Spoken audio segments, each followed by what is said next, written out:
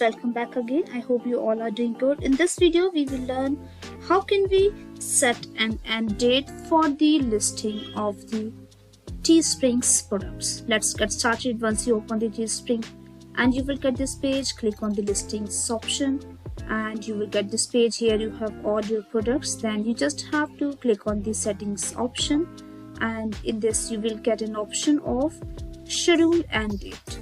You can create a limited edition listings by selecting an end date. Please note standard shipping orders will be fulfilled on the scheduled end date. Once it ends, you can relaunch your listing at any time.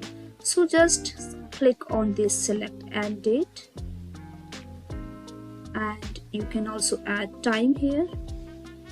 You can also select a time zone if you want. Then you can click on end immediately.